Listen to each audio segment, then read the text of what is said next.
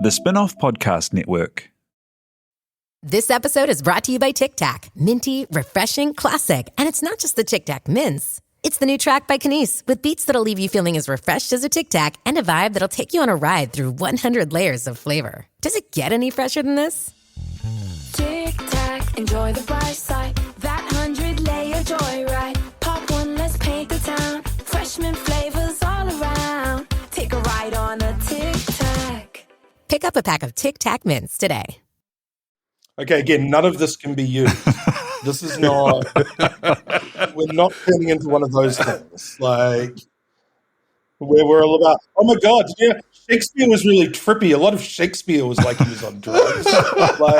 Are you serious, though, that Puff the Magic Dragon is... It's like a allegory, an allegorical. Sure? Wait, I've got to Google the lyrics again. This can't... I mean, I think anything's an allegorical story. Was it like Peter, Paul and Mary or something? Yes! Fucking bring That was every song my eye in the as a 60s. kid every Magic time I heard it. Ride. Like, everything was about drugs in the 60s. Like this is I can't understand the Okay. Tēnā koutou katoa. Welcome to 2025. It begins officially now. My name is Toby Manhire. This is Gone by Lunchtime.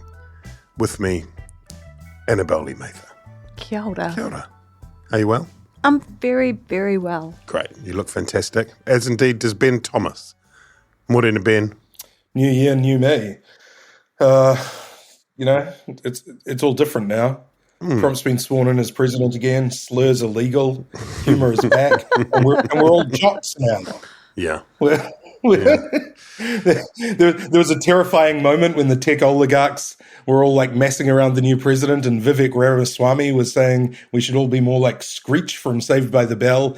But fortunately, Chads have won out. We're jocks now. We're into MMA. And Happy New Year to you, Te Aihe Butler. Kia ora, Toby. Tēnā koutou. Kia ora. It's good to be back with the team. Today we are going to chat about things like early poll signals, early political activity, and Waitangi, Ratana, all that coming up. Should we start with the reshuffle, though? Shall we? Go on, then. The announced on Saturday, there would be a reshuffle. When it was announced that there would be an unscheduled gathering at Premier House of all places, which is not typically where these things get done. And then the press gallery were summoned to the Prime Minister's residence. Do you think they thought they were getting invited to a barbecue? Maybe it could have been a barbecue. Yeah. Or that's what another, I thought it might. another cricket event. Resignation. Yeah, we have become quite used to these sort of surprise prime ministerial resignations now. You wouldn't do that the day before, though, would you? But it was Ardern was at the caucus retreat, wasn't she? And there was that. Apparently, if you were sufficiently important within the press corps, i.e., not any of us, you were told, we really think you should be there for this retreat. And a few of them were going, why? I'm not going to Napier. This is always the same stuff. No, we really think it would be worth your while coming. Nah. And whereas Christopher Luxon's and Nationals caucus retreat is starting today in Hamilton, and obviously might have been a bit more awkward to sort of start things off by doing the reshuffle at your sort of 9 a.m. stand-up with the press gallery as Dr. Shane Reti walks past you. And, in a white surgical coat. Catches carried on the breeze, the new health minister, Simeon Brown. Oh, man. Yes, that was the biggest headline coming out of the reshuffle, was that Shane Reti has been unseated as health minister after just 1 year, to be replaced by Simeon Brown, among other things that were included there. Chris Bishop takes transport, which is vacated by Simeon Brown. Nicola Willis becomes the Minister for Economic Growth, the portfolio that was formerly Economic Development, which, among other things, oversees the behemoth that is MB. James Meager becomes, I think it's president of the South Island. I think he now is in charge of the South Island. His star continues to rise as a first-term MP. I think he's the commissioner for Gore Council. Right. Similar thing. I think he'll be based in Gore and, with a good view of his estate, the South Island. Melissa Lee continues to be sent thudding messages, which is, it's quite hard. It's, I don't know I'm not sure that she's done anything wrong. Maybe she hasn't really done anything at all. That might be the problem there. Remembering, of course, that this is a reshuffle of the national ministers because such is coalition politics. Christopher Luxon, in the unlikely event that he might want to, can't, at a stroke, move people around. It's a bit more complicated than that. As Prime Minister, he can, and he has maintained that he can, I think, in his mini reshuffle last year. But his practice has been that he does not. Let's say that he doesn't see anything wrong in real political he doesn't see terms, anything wrong currently with he couldn't the way that do that without without collaborating with his other party leaders in the coalition. That would be putting him on hiding to nothing. What did you make of it all, Annabelle? Richard Harman, who's seen a few of these things, wrote on his website Politic that it looked a bit panicked. Probably had been in the pipeline for a while. It seemed like one of the last people to know that Shane Reti was being moved out of health was Shane Reti. I think Shane Reti has been incredibly hard done by, and he's probably being punished for being a good doctor and not a great retail politician. We've seen him have to roll up his sleeves and do some really unpopular things in that role, disestablishing Te Aka Whai Ora, sacking the board and putting in Lester Levy, all of those things. And it seems like now all that dirty hard work has been done. He's been kind of made to walk the plank, and Simeon Brown comes into that role. An incredibly difficult role for Simeon Brown. Like, this is the poison chalice of ministerial portfolios at a time when arguably the Ministry of Health has never been in a worse position, not just because of the current national government, but because of, years of systematic lack of investment. And growing demand. And the thing about the health system is that it is something that all New Zealanders have to interface with at some point, elderly, young, babies, mothers giving birth. So, you have a wide range of clientele to piss off and let down. So, it'll be interesting to see how Simeon Brown goes. For all of us, we wish him well, don't we? I think in terms of how this will be received by Te Ao Māori, it just adds insult to injury to see a respected politician like Shane, a respected doctor, be treated this way, and not being given some other bauble to enhance his mana. It looks like a real vote of no confidence in him. And although I think it's fair to say that many Māori don't agree with his political stance on the Ministry of Health, in particular getting rid of Te Aka Whai Ora, he is respected and he is beloved. And so I think that there will be some blowback. We have Rātana coming and Waitangi coming, and I'm sure that this will end up being, a topic of discussion. This is pretty bad news for the government if they're going to be facing headwinds from Te Ao Māori coming into Waitangi and Rātana now. Can I say the other interesting thing about the Reti is that he is only the second Māori Minister of Health. There hasn't been a Māori Pōmari all the way back in 1923. It's interesting thinking about the previous health ministers. Ben, I mean, you remember John Key had Tony Ryle for the vast part, and then it was Jonathan Coleman, I think, towards the end. But it seemed as though Ryle's job was to keep a lid on things, to try and sort of firefight the little things that look like they might be turning into crises. And when you look at things like the Dunedin Hospital and ED wait times, those sorts of things. I mean, presumably it's the identifying what the potholes on the roads of the health system are. I mean, another one was when Bolger in '93 replaced Simon Upton with Bill Birch. It's that Simeon Brown might be turning into the Mr. Fix-It of this government if it works. Yeah, that's right.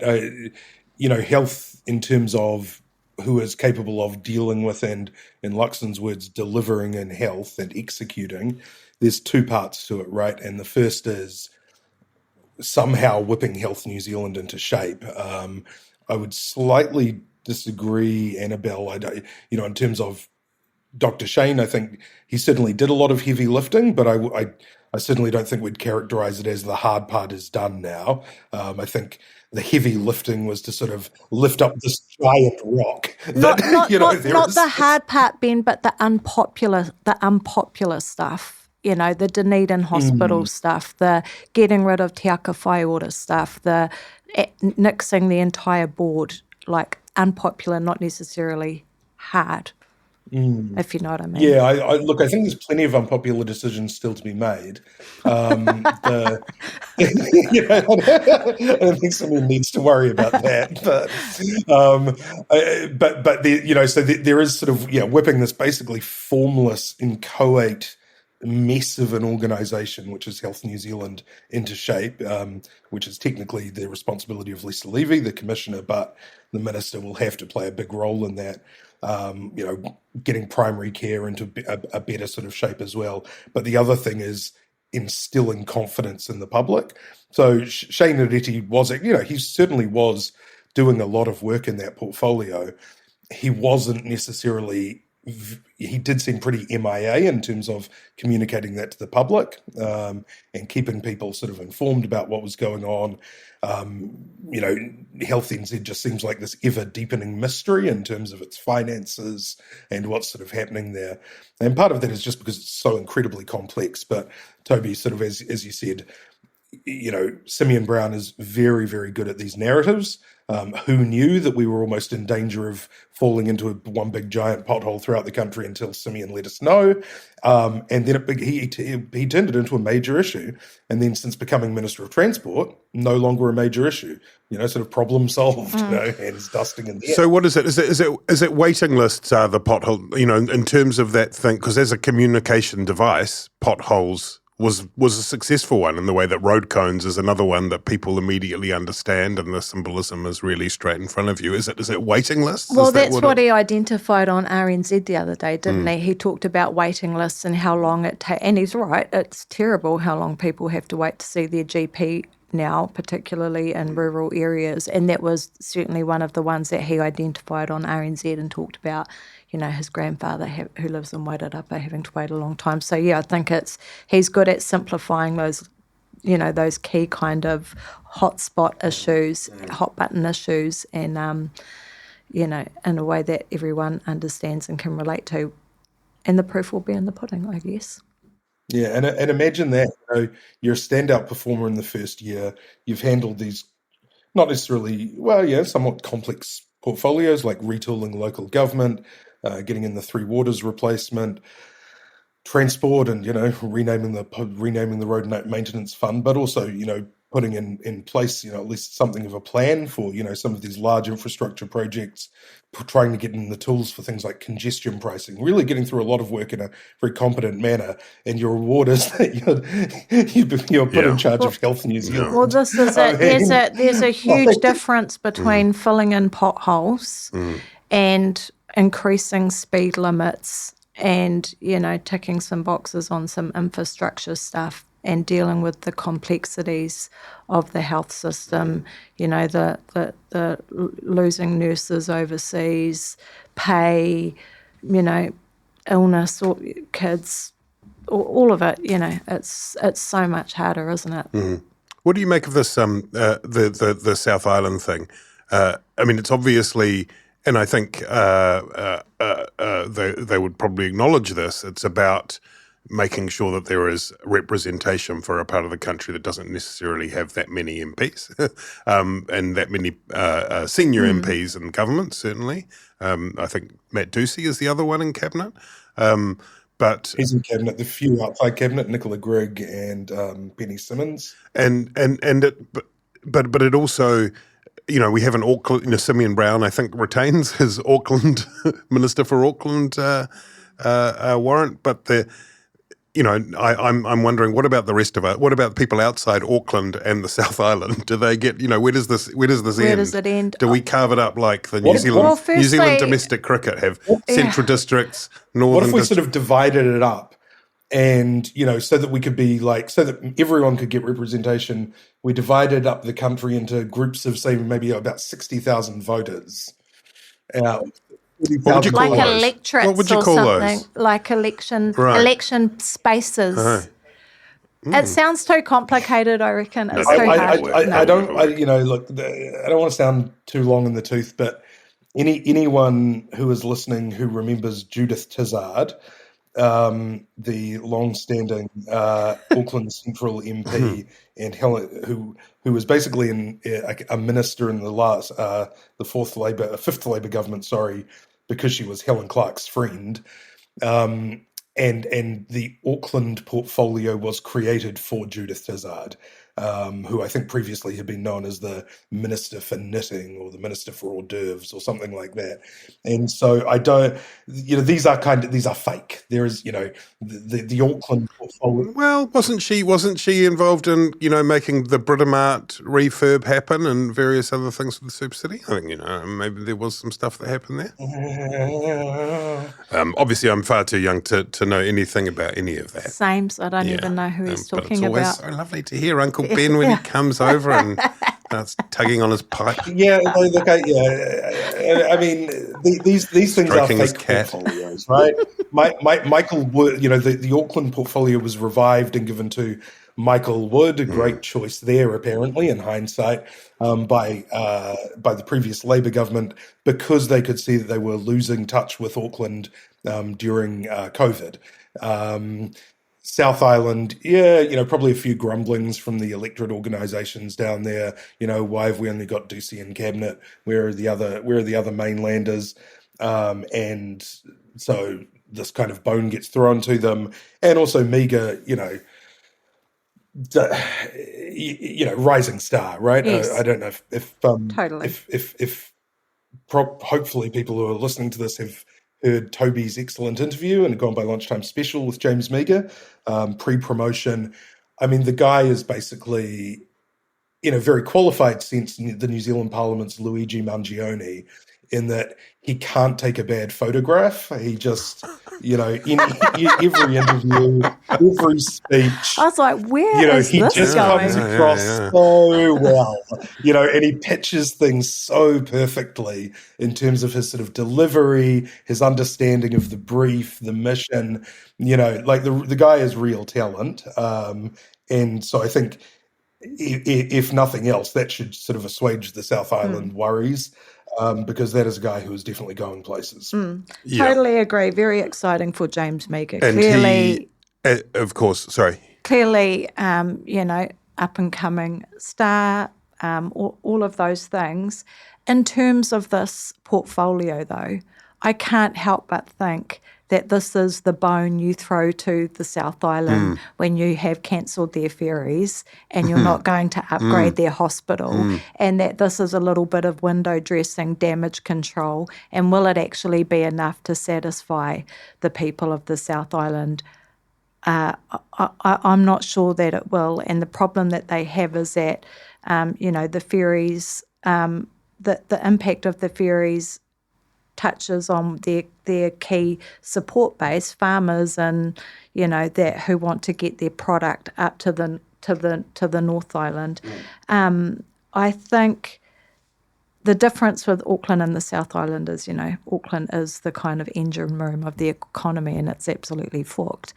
But the irony of these roles is that if we hadn't had successive governments erode the strength of local governance, by all of these like amalgamations and commissioners and constant overreach of the government and into the rest of the country.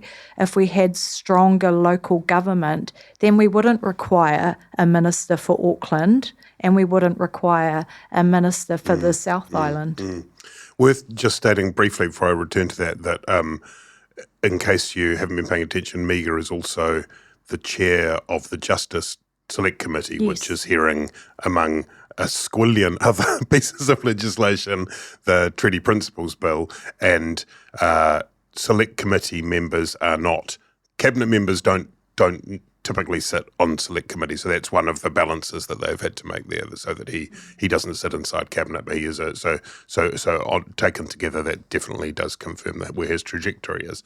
The point you make, Annabelle, is a really interesting one and kind of links to another part of both the reshuffle and the broader narrative that Christopher Luxon has unmistakably set down for the year as the year of growth.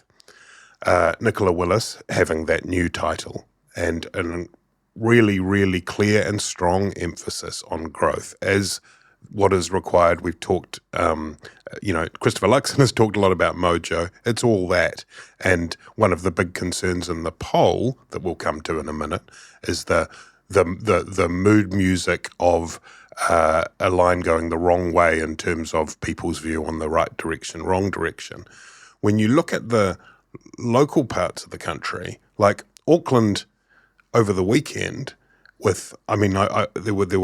were live music events, culture events, sports events. I went to the football on Saturday and the sailing on Sunday, and you can see the stimulus that provides.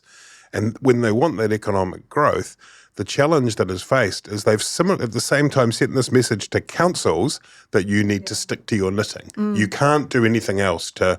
And now there is this tourist tax that's coming, and Nicola Willis has signalled that some of that will go to the areas, but it's exactly that challenge. How do you provide the stimulus, whether it's full-on Keynesianism or not, when you are at the same time kind of impoverishing the council's ability to do that sort of stuff? And then at the same time, there's potentially more trouble afoot because yes, their focus is on growth and development and all of those things, except now that we have a Trump administration who are talking about tariffs, there's a very high likelihood that, those tariffs are going to be inflationary and New Zealand is going to feel that, and it's going to, bite when it comes to mortgage rates and all of that stuff all over again. And that's going to be problematic for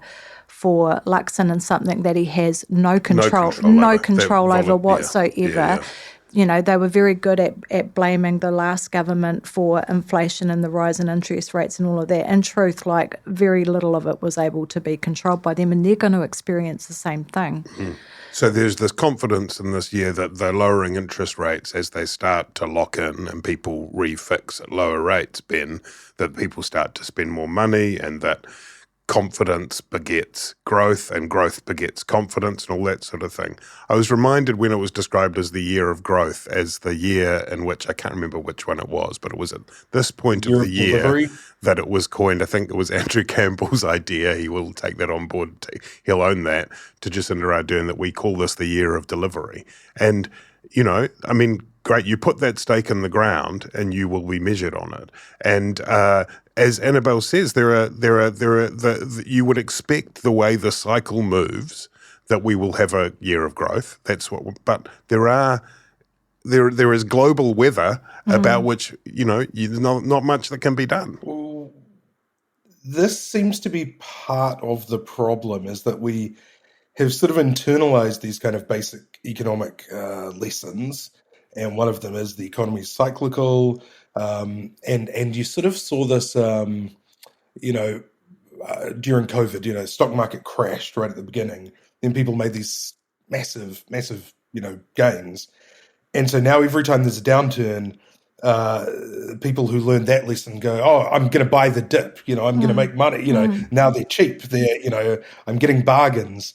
But, these things aren't uniform, right? Yeah. And so it's, not every dip is always just an irrational sort of fall that will then be corrected, and in the same way, it's been a few years now where our finance ministers have been looking at the projections from Treasury and going, well, growth is only about 5 quarters away. And then the growth is going to go up, inflation's going to come down, growth's up, but what we've seen, and then, the Crown revenue is going to go up, we'll have more money to spend, we'll get back out of deficit sooner. And every year that just keeps getting pushed further and further back. And we saw it again, just, in the half-year economic and fiscal update just before Christmas, where return to surplus for the government books is further away because growth is even further away. Now it's slated for the end of next year. I think somebody called it, might have been Mark Dilder at Newsroom, referred to it as a vibe session. This is not a vibe session. This is not just based on vibes. This is based on people have less money to spend. And it doesn't turn around immediately once, even once people go on to their, hopefully fixed to lower interest rates. When their mortgages come up, that's not the massive part of the population. Unemployment is still rising. People are worried about their jobs. The worse, the US economy has seen our dollar plunge by about 10%. It cost me 30 cents more per litre driving back from Auckland, where I spent my holiday, than it had spent me driving up 3 weeks before. And that's because of the dollar crashing. Now, that has a big impact on New Zealand consumers. It's great for exporters, so it's not necessarily altogether a bad thing. The much lauded downward pressure in the rental market has not come to pass. Well, look, if you're in Wellington, rents actually I think rents have come down. And that's partially because of, maybe a much softer employment market down here. But these are not just vibes things. These are real things. Yeah. And then that's made harder, isn't it, when you go, okay, Nicola Willis, who is determined to prioritise the growth of the economy in order to get things moving, completely understand that. At the same time, has made a decision to provide these relatively tiny allowances in the budget. So, where does it come from is sort of the question, It's, great deal with the trade deal with the UAE. We can't become rich by just selling to ourselves. But all of that does sort of leave us slightly, at the mercy, again, of international forces. Hopefully great, but we just don't know. Well, the Duma sort of view is the one that I think was expressed by David Seymour in an end-of-year interview with Newsroom last year, one which Matthew Hooton has been sort of beating the drum on for a long time, which is, are we at the bottom of a predictable, inevitable economic cycle and we're about to head back up, or are we settling into a new normal? This is, this is part of the sort of extinction event of New Zealand, the end of a long downward spiral away from being, probably even a middle-income country into being a high, a low-income country, and that has been the trend. It can happen to developed states. Argentina was one of the richest countries in the world in the same way we were in the 1950s. Our trajectory down hasn't been nearly as fast as theirs, but these things can change. We're an agriculturally based economy, that is a long way away from the rest of the world, and all sorts of new constraints coming in, like carbon, etc. You need new industries, you need higher value products, you need investment for that, and one of the issues is, even if you take away, even if you say we're open for business, even if you make the RMA better, is New Zealand a good place to invest? There are a lot of headwinds. Well, we did hear even Winston Peters opening the door to the idea of more overseas investment in 2024, didn't we? And clearly that's an area that's being targeted. That's right. Where is the money going to come from? It has to come from overseas, and at least initially, to kind of kickstart these new enterprises, these new innovative money-earning ventures, things like that, sectors of the economy. it's a tough turnaround, and you can see all of the contradictions and the different pressures on the government, right? So Nicola Willis, in her new role as Economic Growth Minister, was on RNZ today, and one of the ideas that she sort of floated was, we need to get more tourism, so we need to make it easier to get visas. But of course, last year they announced, as you just mentioned, the new tourism tax, where they whacked up the price of entering New Zealand by, was about $100. Yeah. Now you'd think these things are probably, and these things are, there's at the very least a tension between these things. So there's no straightforward, obvious way where you just sort of say, well, we're making this tweak and this change, and things are going to grow. One of the interesting things I think about the move of portfolios is, Paddy Gower on RNZ today was sort of saying, oh, this is Melissa Lee used to have this portfolio. But Melissa Lee had the sort of traditional economic development portfolio, which had sort of been being degraded in importance as time had gone by. When IMBI was sort of first created by Stephen Joyce, the mad scientist, as the super ministry, he was its first minister, and he had a role that was probably the same as what Nicola has taken up now, which was sort of overseeing every portfolio that IMBI services, bringing together those disparate items and trying to point them in one direction. Yeah, that's right. So IMBI, at one point IMBI had sort of 22 different portfolios that were held by 14 different ministers, and whereas now Nicola, as the sort of super minister above it, will get all the briefing papers, all of the policy papers, all the issues papers, everything that goes to those ministers individually. Chris Pink, Building and Housing, Brooke Van Velden, Labour and Workplace. I would say that Immigration, Erica Stanford. Yeah, immigration, Eric Stanford. All of those things will be also coming through her. So she'll be kind of like a super minister, almost in sort of the same way that I think, David Seymour has become a kind of super minister as the Minister for Regulation. He gets eyesight on every new regulation that's being proposed.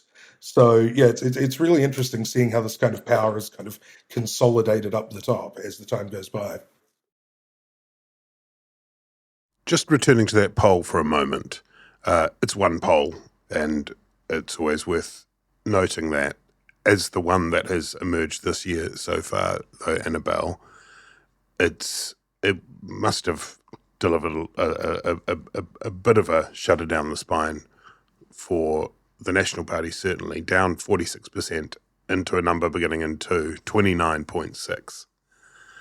Labour up 4 points to 30.9, and also overtaking them on a head-to-head. Still, the way the numbers fall as a whole, that centre-right group would have been able to form a government based on these numbers. I think it was with 62 of 120 seats. At the same time, the two Christophers are not exactly getting any rapture from voters. Combined, they're less than 40%, I think. Christopher Luxon down 2.6 to 24.5% as preferred Prime Minister. Christopher Hipkins down 4.6 to 15.3%. Is this just the general kind of, malaise sense of when are we going to start feeling more optimistic about the world? Because again, the right direction, wrong direction, I mentioned that, but the numbers specifically were 39% said the country was moving in the right direction, 53% said it was moving in the wrong direction. As a lot of people have said for some time, but again, in the lead up to the American election, that is in many ways the most telling metric of the lot. How much is this, do you think, just a fleeting moment in time, or how much of it will give pause to Luxon and co? I mean, I don't pay a lot of attention to courier polling, but obviously I think it will be of some concern to National. I think of more concern perhaps was the poll that came out towards the end of last year, which was a business confidence poll, which showed that there wasn't a lot of confidence in the direction that the government was moving in terms of economic growth and stability and those sorts of issues. Again, it's it will be concerning that, only a year and a bit in, that there is this malaise. It's usually something that you tend to see more in a second-term government rather than a first-term government. So, yeah, I can't imagine people will be anyone in government will be celebrating these results, but probably also taking them with a grain of salt. Yeah, it'd be interesting to see whether that's reflected in the internal polling. Polling is becoming more difficult to get kind of, completely right. It's good that organisations like the Taxpayers Union, are actually funding regular polling.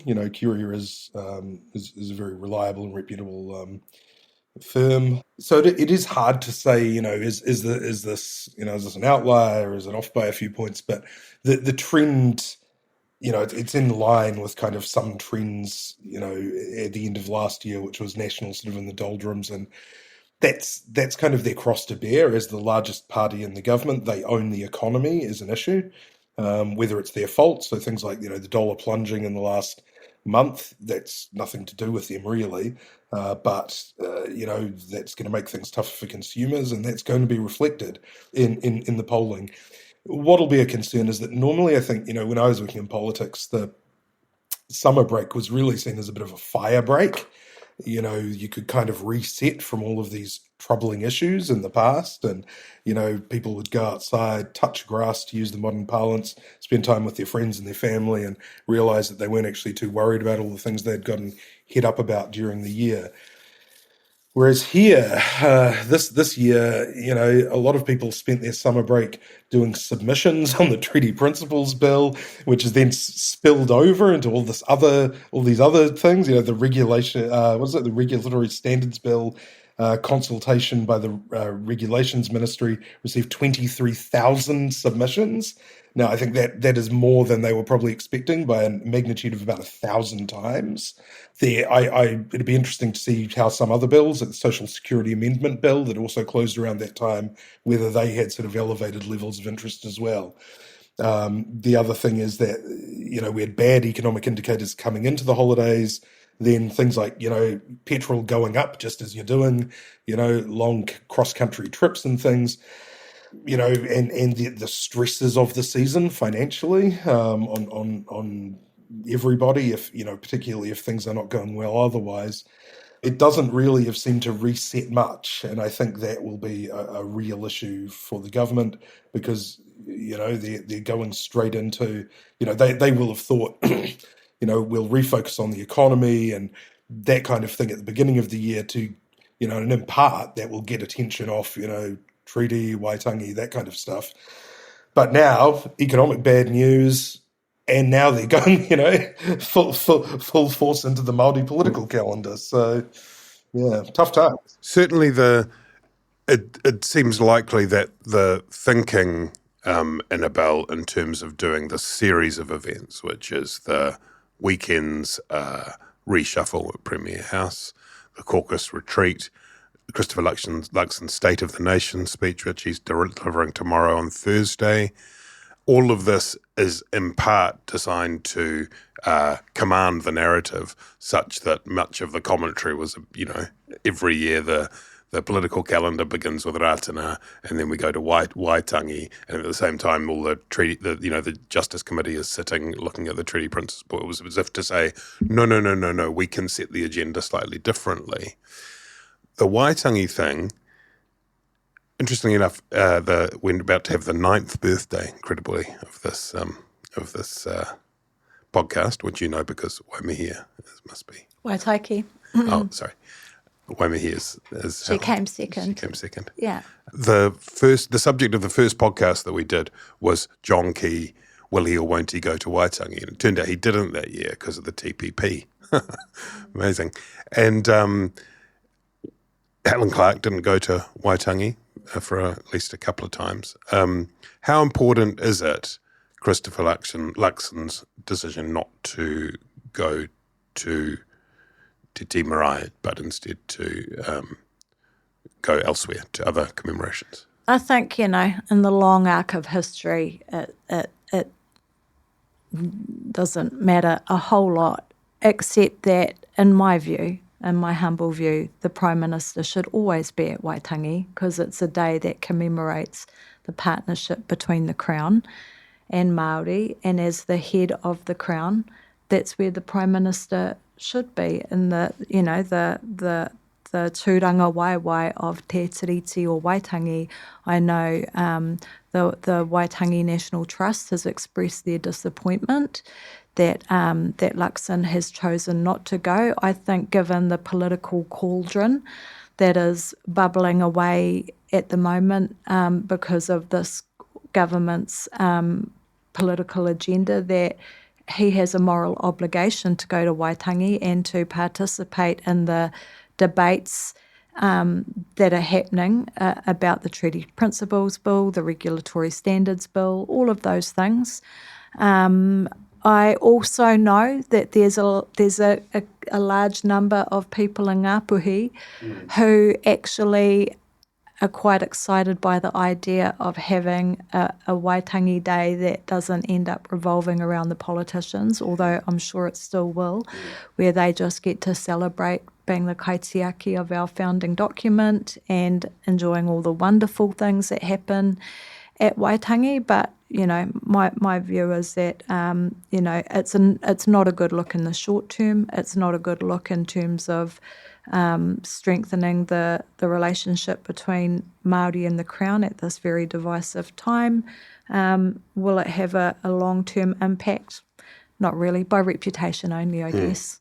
It's worth mentioning. Not mana enhancing for him, certainly. Worth mentioning that the political porphyry basically never happens on Waitangi Day itself. So it's perfectly possible to attend Waitangi and that part of it and still attend other events around the country. Ben, does it matter?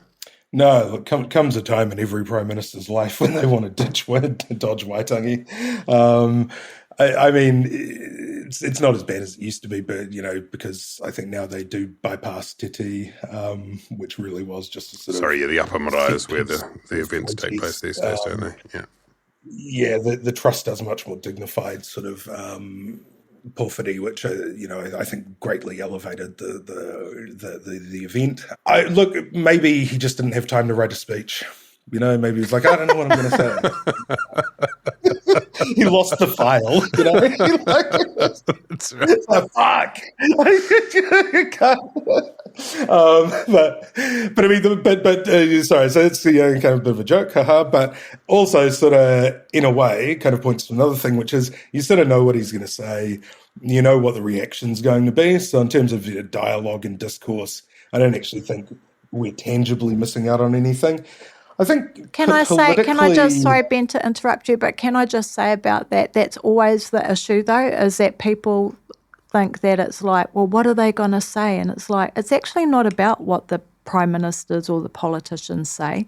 It's about them having to sit there and listen to what the people have to say. That's why you should be there, not because we expect them to deliver amazing speeches, certainly not, but so that you can hear what is on the mind of these various iwi and iwi leaders and Māori in general. That's why it's important to go. Aroha mai, Ben, continue. And yeah, no, look, totally accept that. And I think that, I mean, I have some sympathy for sort of Bill English view, which is,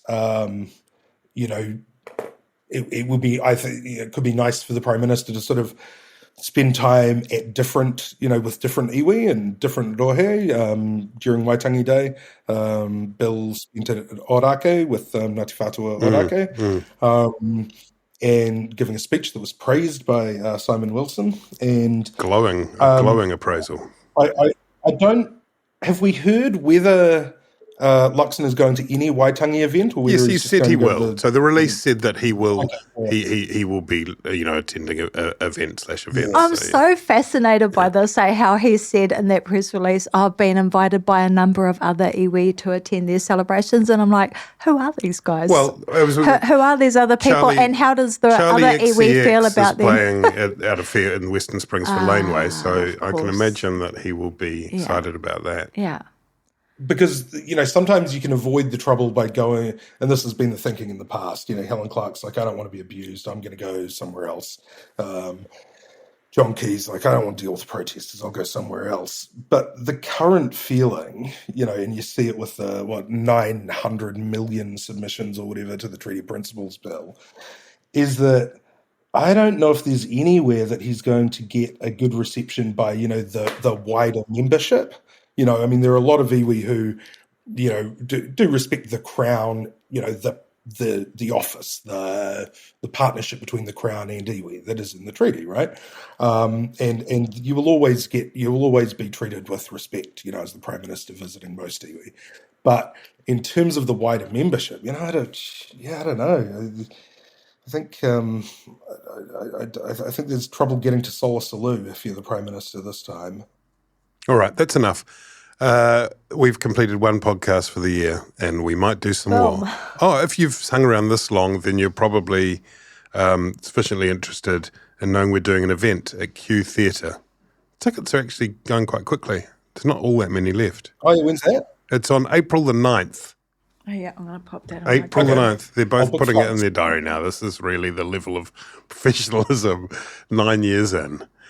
April the 9th, Q Theatre, Tamaki Makoto. Love to see you there. I'm cooking up some really interesting ideas. Don't miss it. I'm not going to. It'll be good. Kia ora, thanks, bye.